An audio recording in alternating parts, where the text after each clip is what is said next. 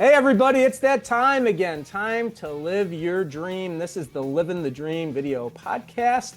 My name is Rishi Barran. I'm with the Dan Patrick School of Sportscasting, and my guest today, someone who I greatly admire, who pushed through this program while working as an online student and has just been such an inspiration to all of our graduates and students.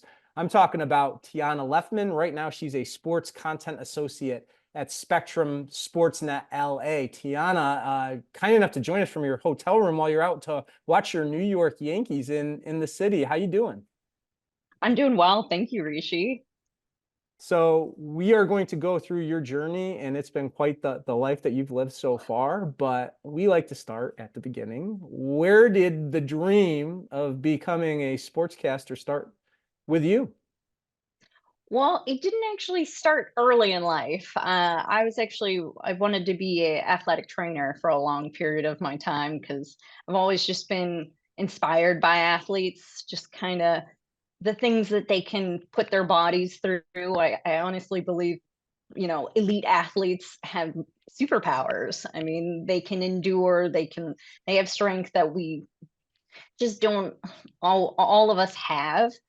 So I've always enjoyed being around athletes. And when I got out of school, I didn't actually end up in athletic training. I went toward an orthopedic group and I ended up working for a foot and ankle orthopedic surgeon for 11 years and then worked on like the surgery center side of it for the final 4 years of my medical career, I guess you could say. So I kind of just felt like after 15 years in medical, I was like, I'd really like to get back to working with, sports, being around athletes. And I was kind of jaded by medicine because I've seen so many doctors, nurses, administrative staff kind of just worn out with their long time in the industry. So I figured, well, where else can I go? And I had always loved cycling and endurance sports. And I figured I was past my prime as a pro cyclist. So I figured I'd eventually like to get to working with the professional world tour in cycling over in Europe. So I kind of started my path that direction with the Dan Patrick School of Sportscasting. Well, you talk about your competitive cycling, and I know you've always had that hunger and thirst for being part of athletics, whether it be on the medical side, the sportscasting side, or in a lot of cases for you, actually competing yourself. When did that start to become part of your life? Honestly, probably about 2010, but it just started with small half marathons, then went to marathons, and then for my 30th birthday, I wanted to run 30 miles, and I just kept finding myself asking, like, what else can I put my body through? How much can I take? And I wanted to challenge myself. So eventually, like, I've done rim to rim to rim in the Grand Canyon. I've actually crossed it 3 different times. It is my favorite place in the whole entire world, actually. I think it's just extraordinarily beautiful, and I definitely have learned many things about myself while down in there. But after hurting myself actually during one of the crossings, my knee, I've turned to cycling because that's a lot easier on your body, and uh, kind of went a little crazy with cycling and have done 200-mile rides, 300-mile stage races. I've gone to the Tour de France on 2 separate occasions just to ride the mountains that the pros are doing and then also spectate and taking the experience of being there. Well, you just say it all so matter of factly. Yeah, I've crossed the Grand Canyon 3 times. Yeah, a couple of half marathons before I did real marathons. You've got a competitive spirit within you. How did that develop? I'm not really sure. I think it comes from my mom, honestly. She used to run like the Aloha Marathon when we lived in Hawaii, but um, I started doing cross country and track in high school. And again, issues with my knees kind of fell out of it in college. And then I randomly started doing like Bikram yoga toward the end of my 20s, and it really helped strengthen my knees. And then I got back into running and kept, again, what else can I do? Well, you mentioned your mother and father, both military veterans. You told me they met in Hawaii. Obviously, it was really cool for me to get to meet them in person at your graduation. But what was it like moving around as a child to different places and experiencing kind of that military lifestyle? First off, they really enjoyed meeting you as well and seeing the campus. They loved the whole Awesome. experience. But as a, you know, growing up military, I've heard the horror stories of some that have to, move around every couple of years or even every year. I was lucky enough that I really only lived three major places between zero, birth and 18, and that was Hawaii, Virginia, and Albuquerque. And everyone always asks what my favorite place was. Honestly, it was Virginia. I love the East Coast. I don't know what it is about it. It's just it's different maybe because I was born in Hawaii and I take it for granted now. Well, it's something I think a lot of people think about is, wow, what would it be like to live in Hawaii? And people are fortunate enough to get to take some trips there, but you lived it firsthand. How did that experience shape you? It was wonderful actually. A lot of my mom's family is Hawaii, so are Hawaiian. And for me that was special getting to grow up around my family in my early years. And then when we moved to Virginia, we would actually spend time with my dad's family more because his family was in upstate New York. So just a 8 hour drive, 6 8 hour drive away. So, I got to spend time with both families and really kind of grow my love of life, activity, being outside. And I mean, sports really from the New York family. I remember you having the leis that you brought in for graduation. You wore one yourself. You were kind enough to give them to some of us to put on. It was a great celebration. But back to the East Coast, which is where you are now from California, where you now live. Um, New York Yankees, that's your team. And you mentioned to me earlier your grandfather was highly into the New York Yankees. Share more about where that connection brought you in life. Well, actually, my grandpa was a catcher for the Air Force team when he was in the service. And so he always loved Joe Torre. Mm. And of course with the Yankees, and then there is their skipper, and he just that was his team. I remember summers in Rochester where they would move like furniture to the garage and have the garage door open with the screen down so bugs didn't come in, and we'd watch baseball games out there. um, I just remember sitting on the couch with him watching the Yankees eating candy, and the rest is history. Yeah, and you told me you've kind of had like a different experiences growing up, and you were a Yankees fan, then you kind of weren't as big a Yankees fan, and then you got back into it again. How did your fandom evolve over time?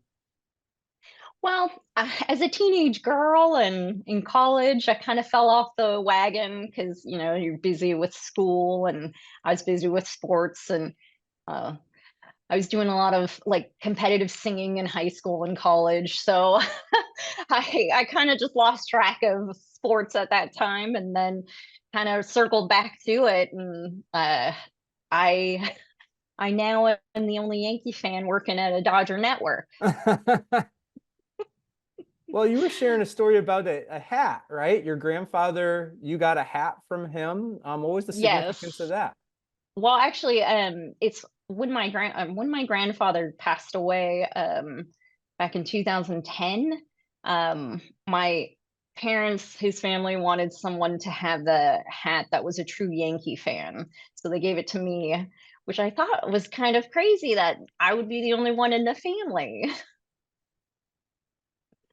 Well, we're talking to Tiana Lefmann. She is a sports content associate at Spectrum SportsNet LA, doing outstanding work there. We'll get to that in a little bit, but you were telling me that the place you kind of lived the longest, I guess, for a while was Albuquerque, both going through high school and then college. And between your competitive singing and everything else that went into it, you decided you were going to, as you mentioned earlier, get into the medical track. What went into your decision to do that when you were younger? I spent a lot of time in the athletic training room during cross country and track. So I spent a lot of time with our athletic trainer, and she was just really inspiring to me. I watched her work on all the different athletes, taping ankles, kind of setting, the football players up in their whirlpools, and just learning the various tricks and techniques that go into athletic training. I remember one time sitting on uh, the table getting knees or ankle iced, something always with me. And she pulled out a jar of pickle juice for a football player. And I was like, what is that for? And she goes, it's for cramps. I'm like, that's amazing. And actually, that's something I use to this day, like when I'm cycling or running. What are some of the other things you took out of that experience with the medical world? Because I'm sure, like, especially now in a different role within sports, there's some things that apply that maybe we may not think about to your job now. Well, I definitely watch sports, and unfortunately, I see the injuries a bit more. I tend to think about those and focus on them maybe a little bit more than I should. Especially with football, I find myself really, I guess, involved and kind of curious about the injuries that they're sustaining when they're out on the field, especially because some of them you can kind of see the mechanics of like what their body's doing, and I I like to guess what injury occurred. I was just going to ask you that. Are you able to discern by what you see? Like if there's a tackle on a play, are you able to discern what it may be? Sometimes, especially like Gavin Lux's injury last spring training when he was running the bases and kind of pulled up funny between second and third. We were watching it live because we were working that game, and the way his knee bent back and kind of the side, you knew it was something ACL, and I believe it was end up being MCL as well for him. Also, we were watching, football earlier this season and watched Aaron Rodgers, his Achilles pop. I mean, and they like to turn to me in the newsroom and go, "So what do you think happened?" And I was like, "I'm pretty sure that's an Achilles." You can just kind of see the way he pulls up. You can see it in basketball players. So those are the things that I look at kind of morbidly, I guess. It's nice though for your associates to be able to turn to you as like an extra medical expert in the room, I'm sure. Oh, trust me, they ask their own personal questions sometimes too. Well, you decided that after 15 years that you wanted to go into something different, and I know you were still working when you came to us in the field, but why the decision to look into a new career? I figured I had a lot of time left in the work industry, and I wanted to do something that I was really passionate about and that I would really, I don't know, come to work every day and be excited about. Because eventually I did lose kind of that magic in medicine. So I always listen to the Dan Patrick show in the mornings. And I would even have it on in my office that I shared with two other women. Um, on when they would come in, and I'd have to turn it off when they came in because they didn't want to listen. But I would hear We the, won't tell Dan that. We won't I tell him. know, I know, I'm so disappointed. But um, I would hear him talk about his school, and I would think, oh, I don't know, that's not going to be something that I could get myself or I could see myself doing. And then I actually saw on, I don't know if it was ESPN or Fox or where I saw the story, but it was Laura Okmin's GALvanize group. And I believe it was one of her first iterations of it. And they did a piece on it. And I thought, wow, there are women out there working in the industry. And I kept her website and I had it on my phone for years. And then I actually ended up meeting her through our program and whatnot. And that's another story. But um, I decided to give it a go. And honestly, the funny thing was when I started the March of COVID. And working in medicine, I got furloughed because they stopped doing any sort of um, elective procedures. So that included orthopedic procedures. And so I got furloughed for 8 weeks. And I just thought, what am I going to do? I'm a very uh, ritual person. I love routine. So I just treated going to school, which thankfully I had, as my job. I got up, I would train, and then I would go to the Q&As that that Gus had set up basically almost every day of that downtime in the sports industry. And I'm so glad I had it because I don't know what I would have done for those 8 weeks, honestly. It just gave me a renewed sense of purpose and kind of excited me about it. Like I wasn't the type that would ask questions in the Q&As. I kind of kept to myself. I just wanted to listen and hear what the other students had to say, what the speakers had to say. Um, but the more I went to them, the more I got to know the instructors as well. And you guys got to know me, funny enough. But uh, it was exactly what I needed during that time. Well, I remember you first from those sessions. And you say you didn't ask questions. I remember you asking a few questions here and there. So you got to have your FaceTime a little bit, even though I know that's not your thing. We've talked about that before, and we'll talk about that more in a bit. But that made an impression on us because we saw you. This is someone who's willing to come in, and when you did ask questions, they were very insightful. And I give Gus all the credit in the world for coming up with that idea then. And you saw just how many connections he had in the industry because, yeah, people had time to do things. And what did you take out of those sessions that helped you early on in the program? Honestly, I enjoyed how candid a lot of the speakers were, especially about getting into the industry in the first place.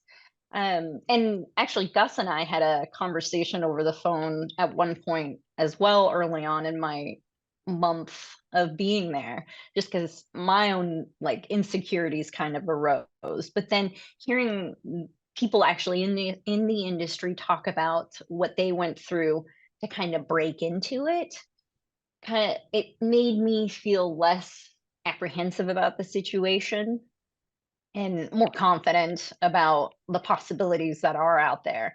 And granted, I went into the program knowing that on camera was not something that I would be interested in. And thankfully, in when Dan would talk about his school on the show, he would say in front of and behind the camera, and I would go, okay, behind the camera, I can do that.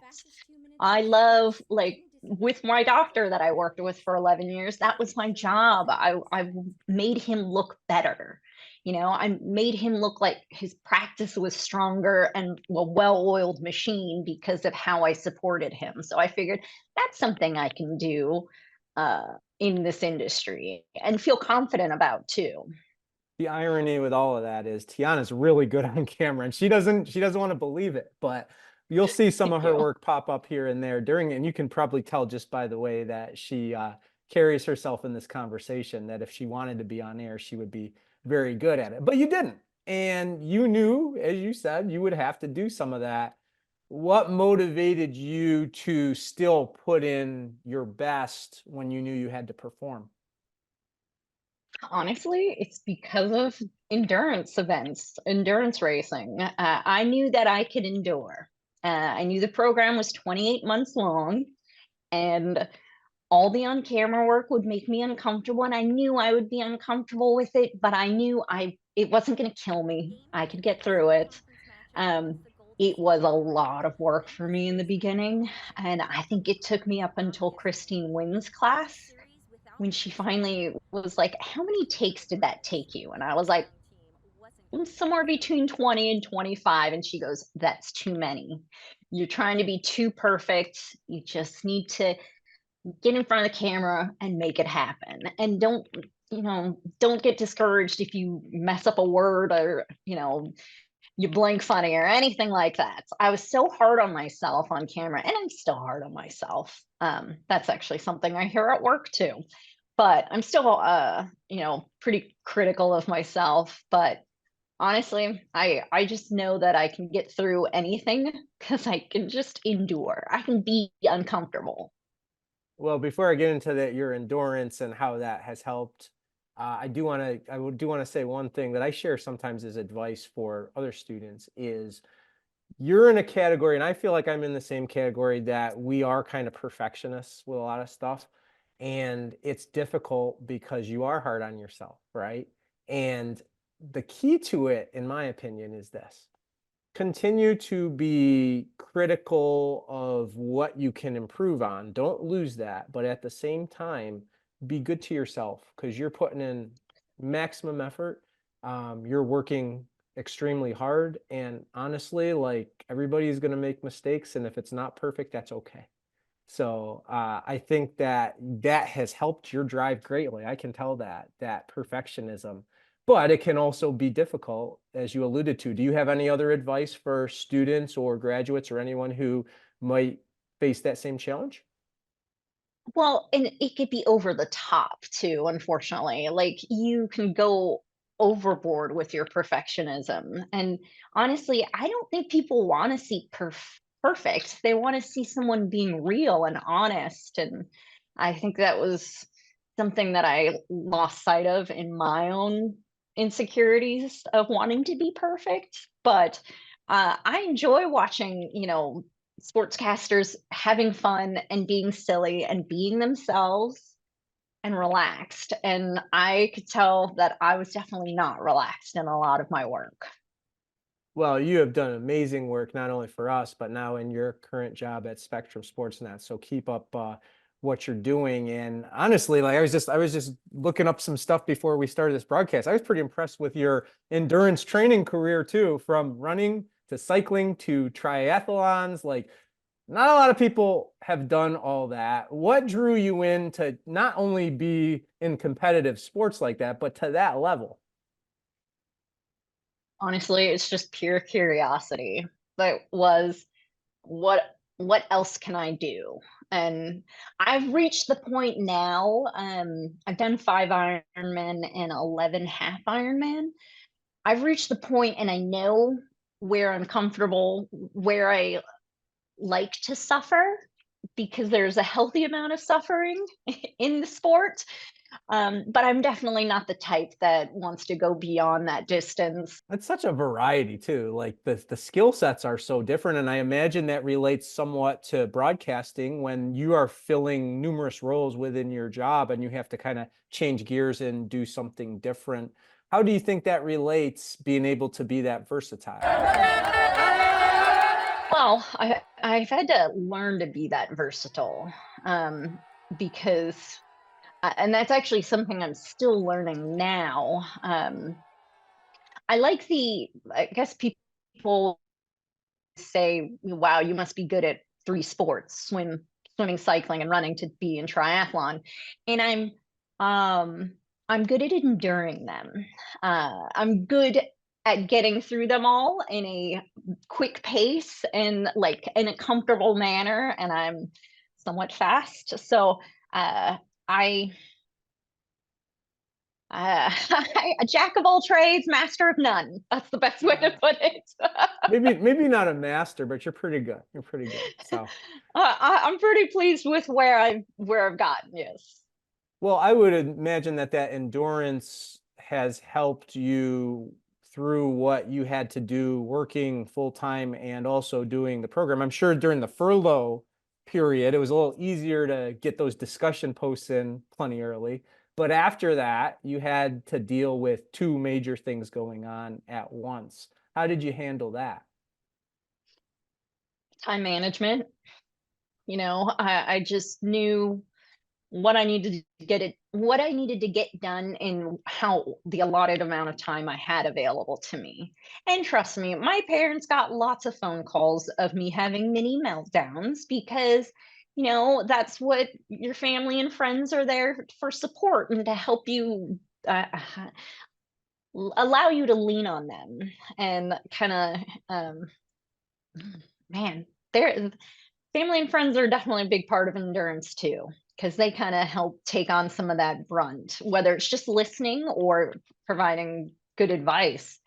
Um, but honestly, when I started, I worked full time, I did school, and thankfully our program is well balanced, that I was able to figure all of it out together. And then when I got my internship with Fox Sports, that got crazier. That was definitely much more challenging, but I wouldn't have changed any of it.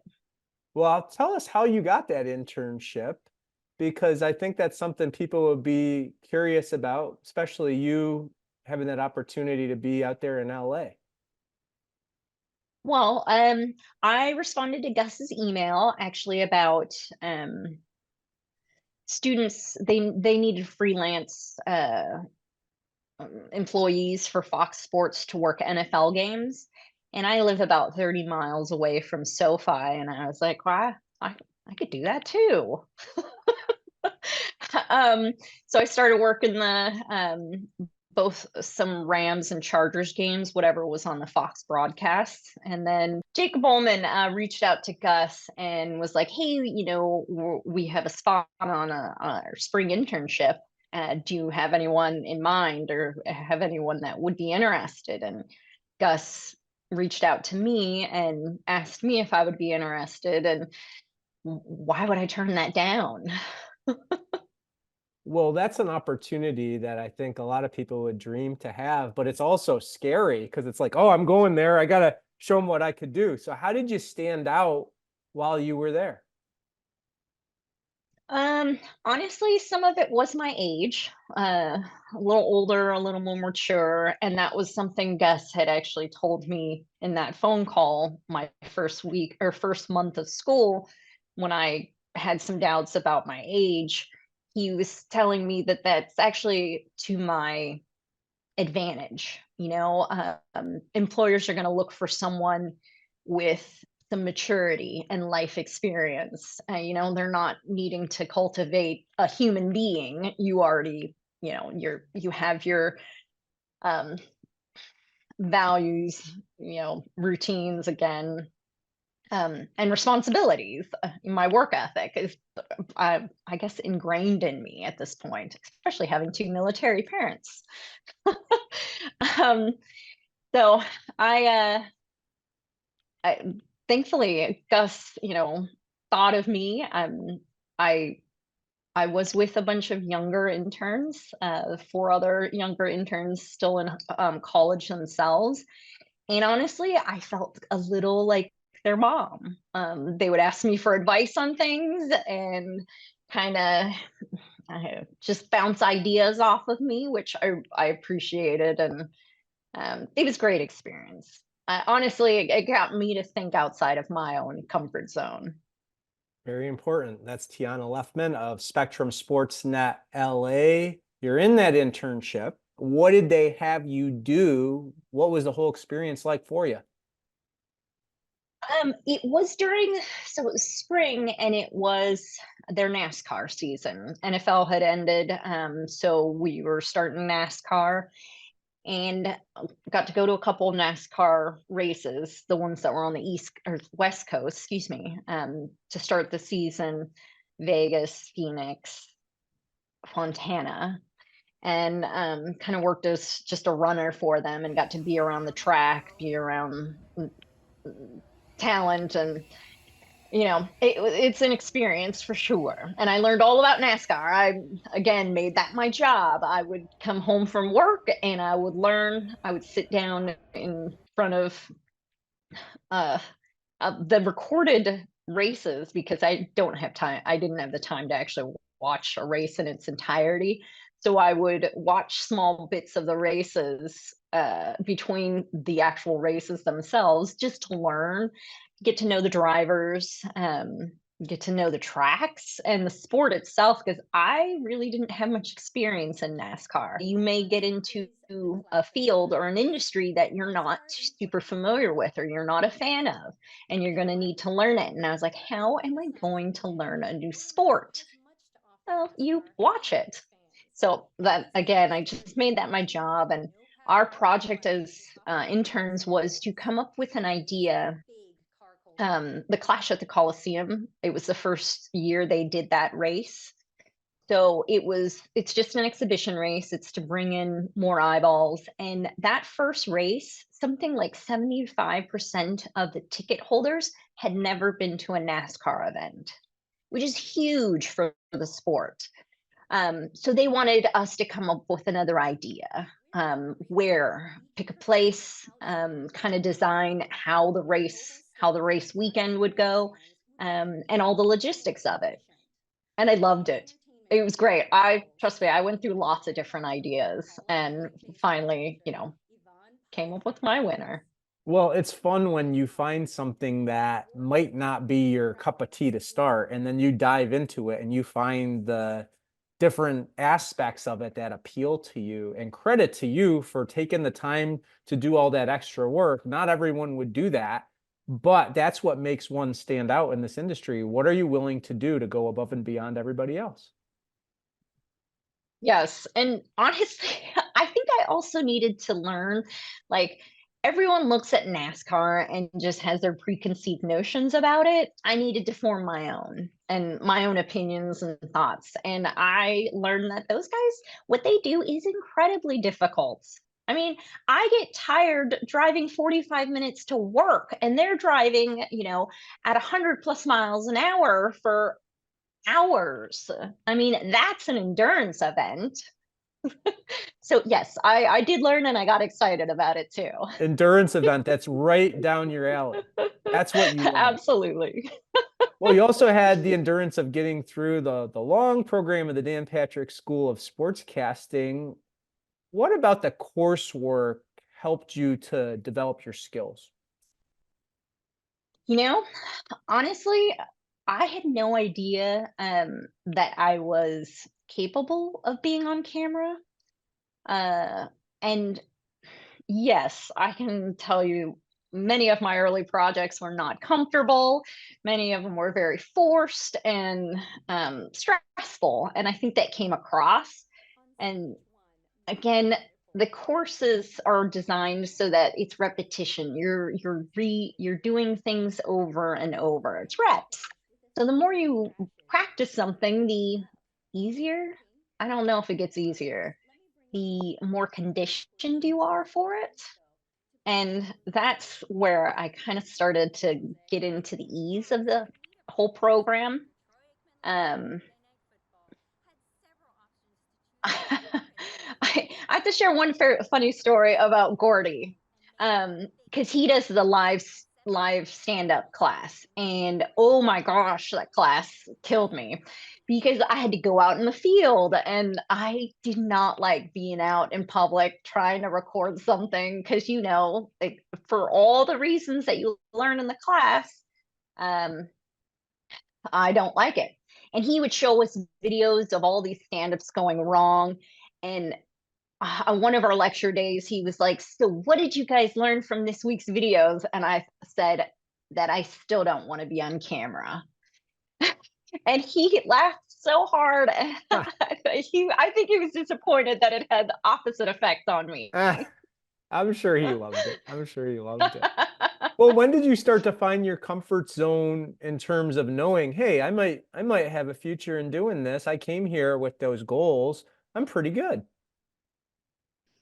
Uh, uh, Funny enough, when I got to talk about cycling, if I got to do projects where we got to choose our content and it was something that I was passionate and excited about, it made it easier for me to talk about it and just feel relaxed with it, versus kind of doing something that was a little outside of my comfort zone, maybe talking about NFL or basketball, but those were the assignments that challenged me.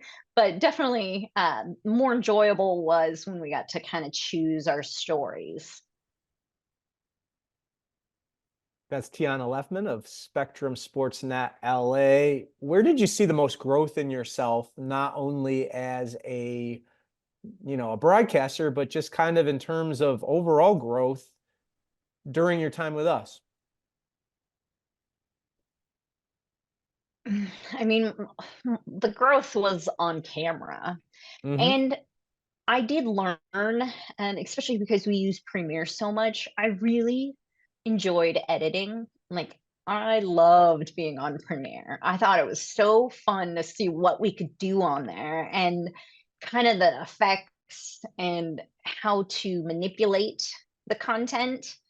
Um, and there were times when I would try things and uh, I didn't always get the best feedback, but you got to try. So, um, but I definitely, I had no idea I was going to enjoy editing. I love the detail of it, and I just, for me, it's just seeing what you created.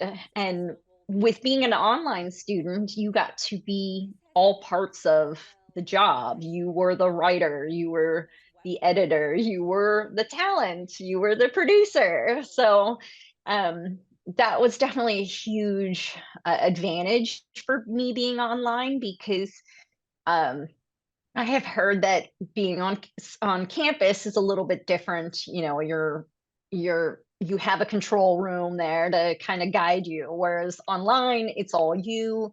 You're getting it done. I can I can see both. I think I would have struggled on site.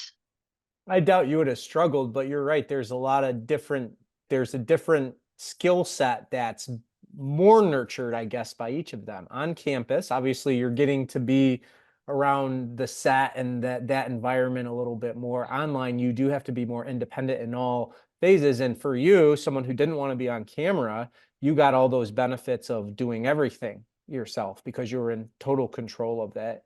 It sounds like because I always like to hear that, right? Because it's easy for some to focus on the disadvantages of being online, but you mentioned it. There's numerous advantages. What was your overall experience like as an online student? I liked it. I mean, it worked out well for me, especially being an older student. It worked out that I could still work full time and complete the courses. And it wasn't ever to a point where I felt like I was rushing through projects.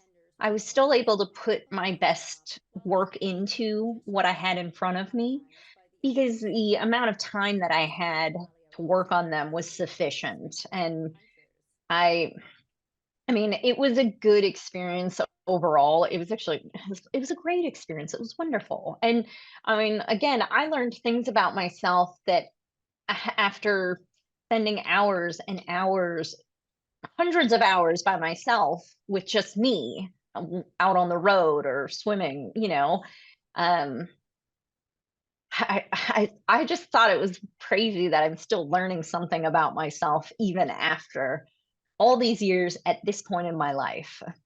Well, you talked about being on your own with all the work, but one thing I was impressed with was seeing your group, the friendships you developed and the support you gave each other. You had a really good group that you were with, but how were you able to nurture those friendships when these are people you didn't even get to see in person until those who made it to graduation? Yes, Jeremy, Jose, and Brian, they were all wonderful. They were all wonderful with feedback and positive. They were also positive about the work. And you could definitely tell that they cared about what they put their work into, what kind of content they were putting out. So then it made us kind of like try to rise up and be on the same level as one another.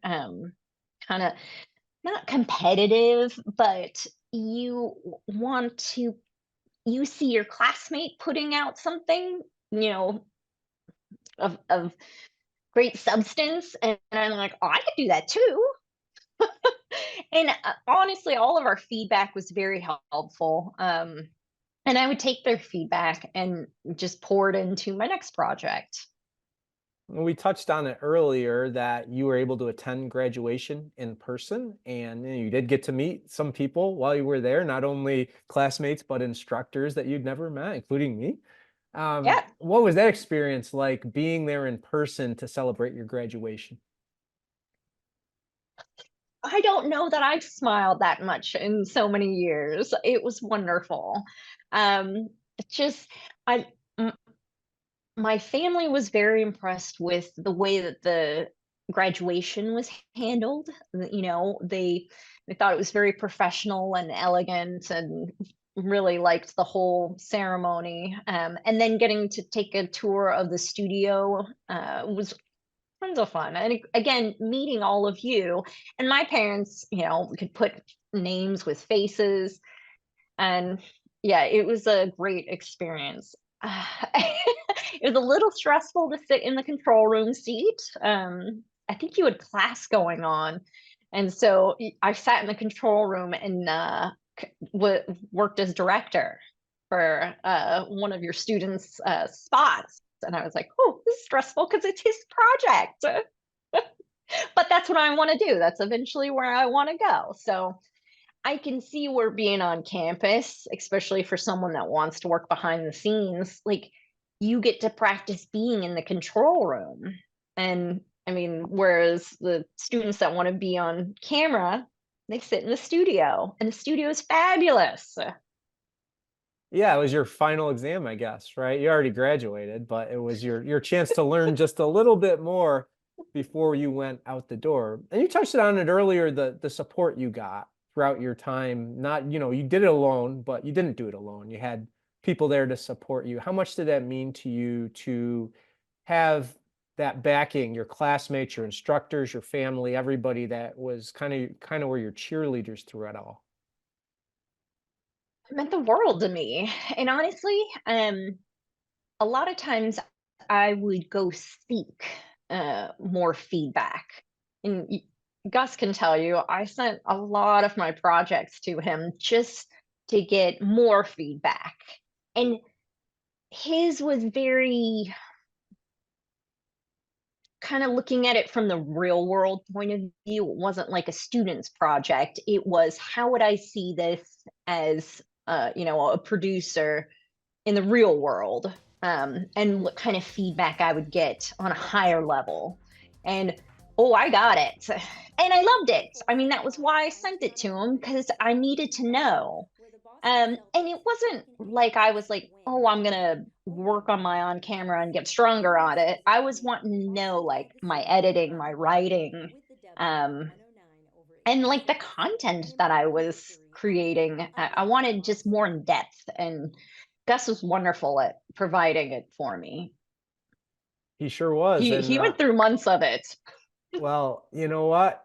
It's worth it to him when you're willing to invest yourself into continuing to grow. If he took that time and you didn't listen to anything he said, that's one thing. But when you're going to take that and move forward, that's why he's here. That's why we're all here, right?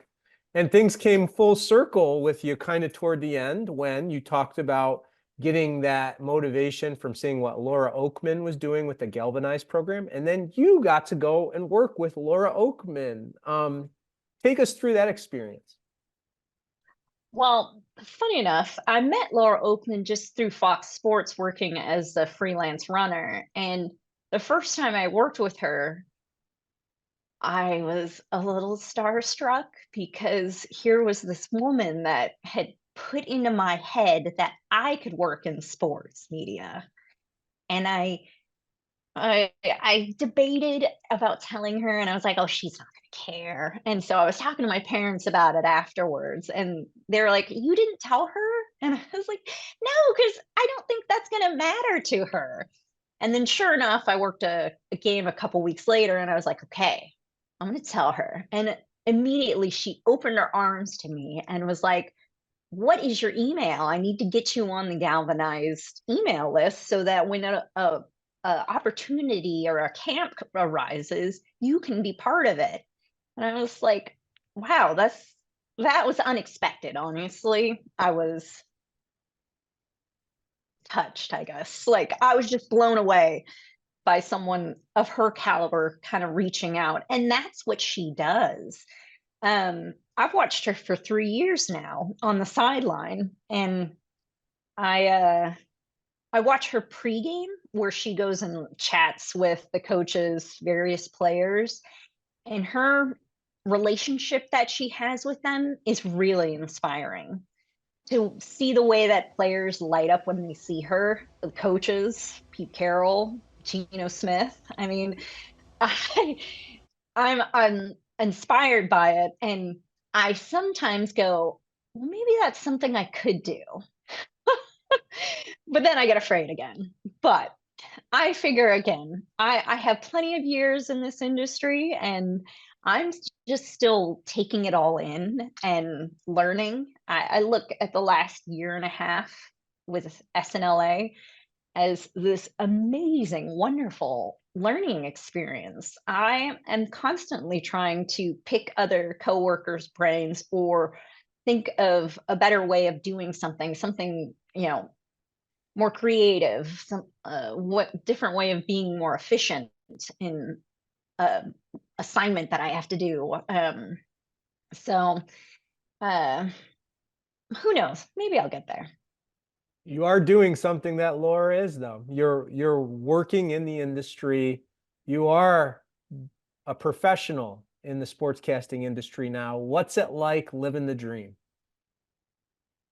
Honestly, there are times when I go, "Gosh, I can't believe this is your life," and I wouldn't have been my life if I hadn't decided to try something different. You know, get out of my comfort zone because this isn't something I would have ever seen myself doing 10 years ago. And now I work for the Dodgers. I mean, I work with, old, well, former players. I don't want to call them old. Former players as their, our analysts for the station. And it's just crazy to me to think that this is my life. And honestly, I love it. And I work with a lot of younger coworkers, and I hear where they get a little negative and unhappy. And I try to remind them that, like, what we do is a lot of fun.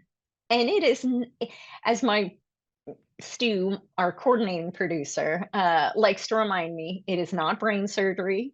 This is supposed to be fun. And he definitely tries to make sure that we all are having fun. So Hi, I'm Tiana Lefmann at the I Atlanta have fun at work. I in love what I Georgia. create. For some I it's the start of the do summer step vacation. outside of my comfort zone from time to time at the kind of the poking of my producers, of them trying to get me to challenge myself. And I have little internal meltdowns when they give them to me. And then I get it done and I'm like, oh, I am capable of this. So that goes back to me being very hard on myself.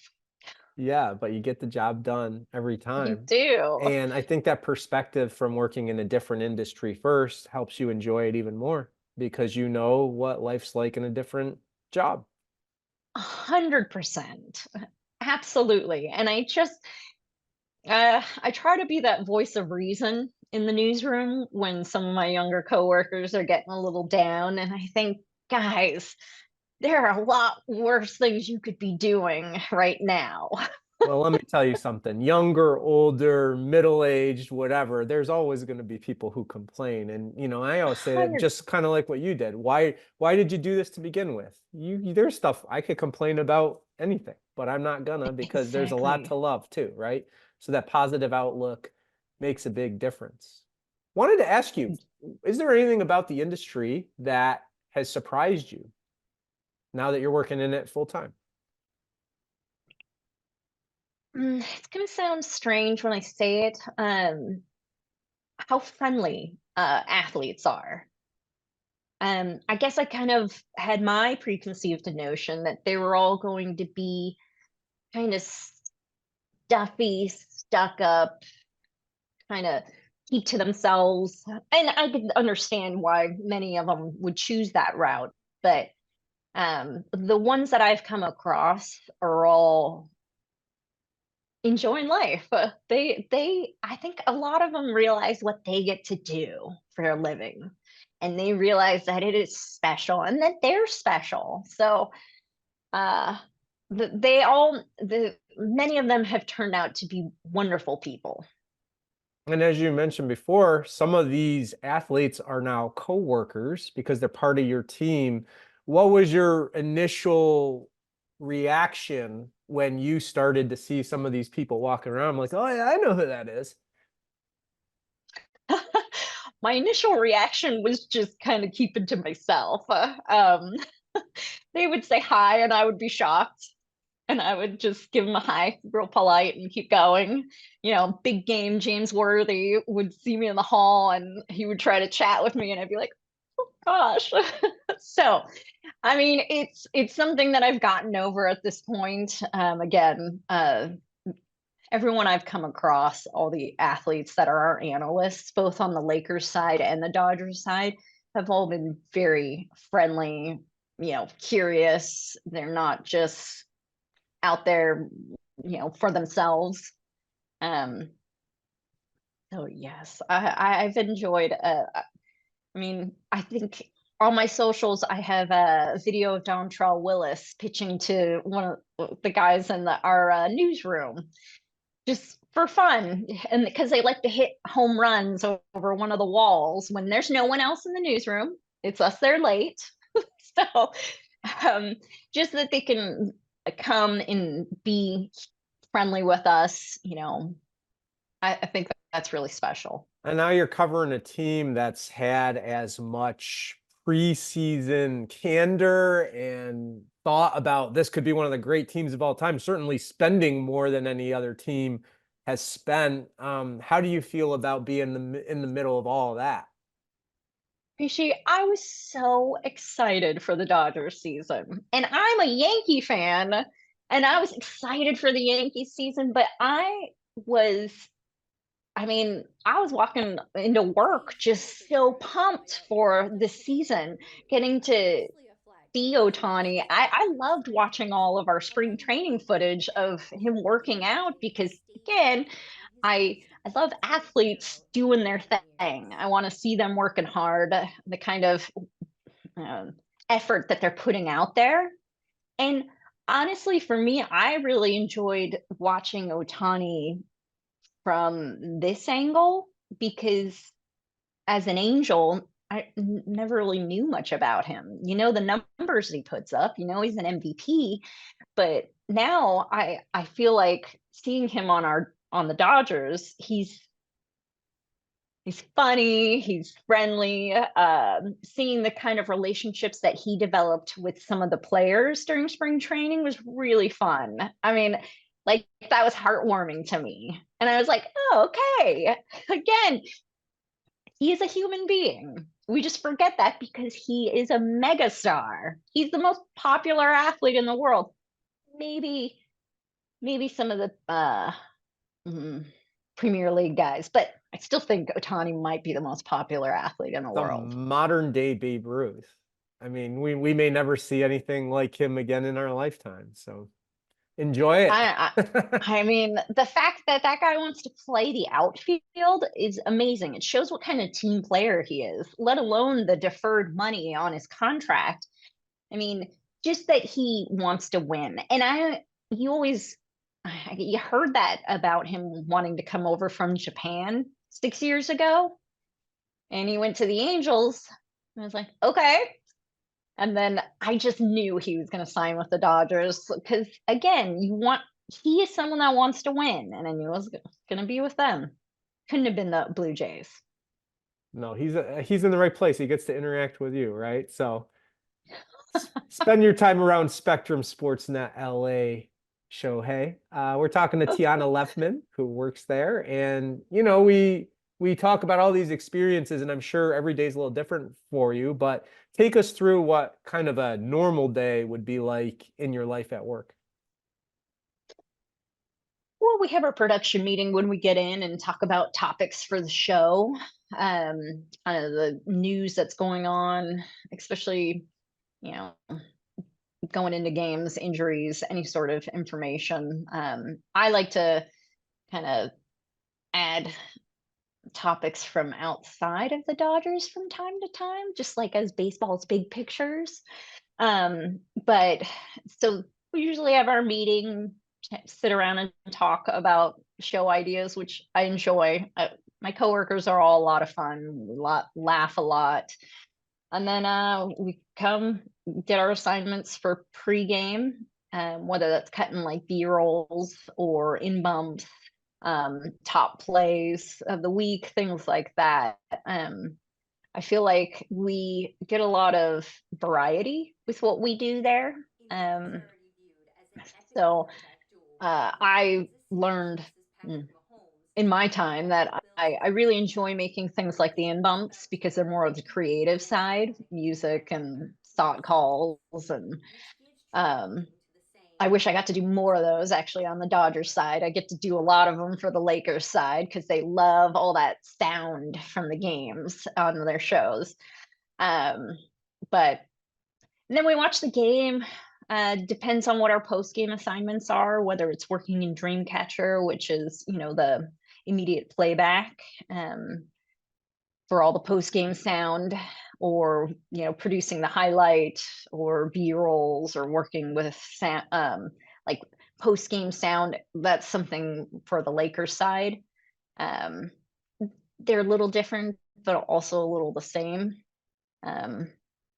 I like doing the highlight personally because I like sitting in the edit bay and controlling what goes in the highlight and writing the shot sheet, which I learned from Dan Patrick School of Sportscasting.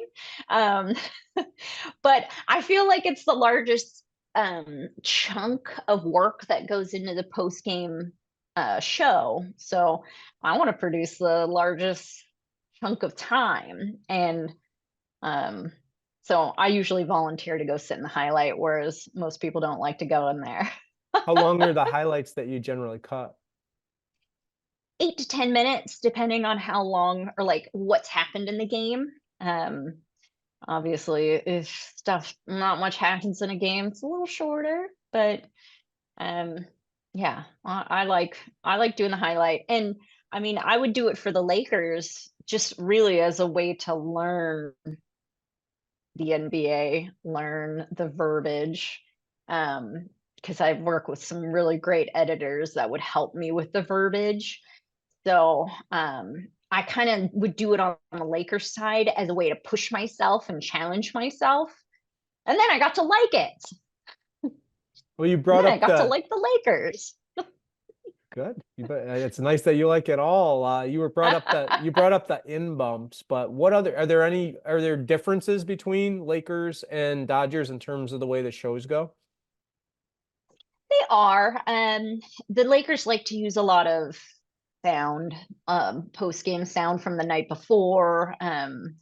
They like a lot of sound from like the game itself, whether it was a big play or anything like that. So they kind of revisit games, the previous night's games a lot, just for that kind of sound. I like it because I think that's a cool element to a show.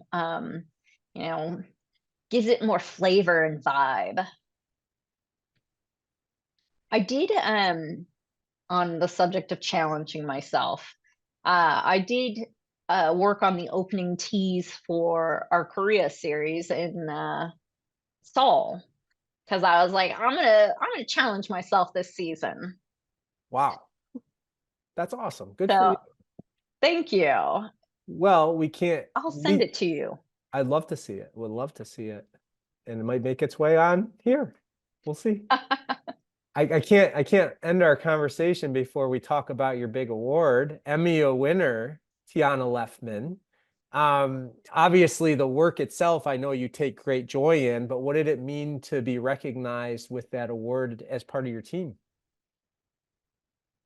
It made me really proud of the content that we produce.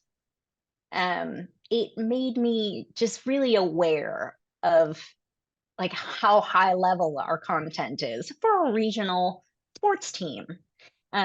It's really, I know what we do is really well done. And I'm not just saying that because I work there and have a bias, but like it's very in depth, it's fun, it's silly sometimes. And that's what it should be. Baseball is supposed to be fun. Sports are supposed to be fun. So I enjoy. I'm the person sitting in the newsroom watching our show while it's happening because I love listening to our host and our analyst talk. I love the jokes, the camaraderie between them. And I think that is Emmy award winning stuff. Awesome. Well, final big question coming up now. You did kind of touch on this earlier, but I will ask it. What are your future dreams within this business? It's expanded a little bit. I would eventually, I do know that I want to get over and work in professional cycling over in Europe because that is where most of the races happen. Unfortunately, there aren't any big races that happen in the US anymore. So Europe is where I would need to end up. And it used to be with the mindset that I wanted to work as a producer. Um, I've honestly kind of started to think I would like to edit, be an editor, because I I just enjoy Premiere. I enjoy putting something together and just being proud of what I made. So I could see myself being an editor, but either way, I would eventually like to go work in pro cycling. Well, all the things that you're doing right now, not only like your day-to-day job duties, but also that curiosity you've continued to show for learning more.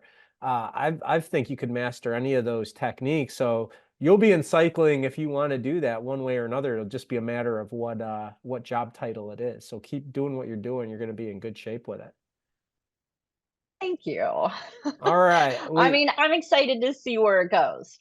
Well, we like to wrap up with something I call the dream sequence, which is kind of quick hitters. I'm going to ask you 3 questions that relate to stuff we've talked about to some degree today. And you just give me kind of the first thing on your mind, and we'll see what we come up with, okay? Okay. All right. You've been to the Tour de France. You've been to some of the great trails to cycle on in the world, but what is your dream path that you have not been on at this point that you would like to see and ride on? There is a bike path that supposedly goes across Canada, which is, thousands of miles. So that would definitely be a bike packing trip. Eventually, it would be something to experience, especially because Canada is so beautiful. Yeah. Well, that kind of leads into question 2, and you got to give me something a little bit different, but I know you do like to travel. Dream vacation. You can take a week or a month or however long you want off. Where would you like to go that you haven't been? I think I'm cheating with this one. Italy. I have a Ironman in Italy later this year. Wow. And that was my Oh plan. my God. How cool That is was my that? reasoning. We'll see, got to make sure the body holds up to get there. Where is it? It's in the Emilia Romagna region, so you fly into like Bologna, so it's like the food region of Italy. And it's Oh, that's not flat. bad. It's like, yeah, it's flat. It's penguin, or not penguins, flamingos. I guess it's very popular the area for flamingos. All right, final one. Dream Yankee, living or dead, to interview. Mariano Rivera. He's my favorite athlete, not just baseball player, athlete. Man, he was good. So good. And just such Unhittable. a yeah, just a wonderful human being Yeah. too. Yeah.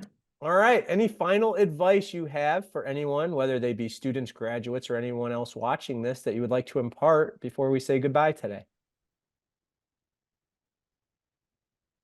I would just keep uh kind of the theme of our whole talk is just stay positive. Um and don't be so hard on yourself. I definitely fall into that category very easily, and it's a slippery slope. And I think if you can just stay positive and keep pushing up, that's the right direction. Well, push you have done, and you have found some great work that you're doing right now. And we are super proud of you and can't wait to see what you do next. That's going to bring us to the end of today's Livin the Dream video podcast.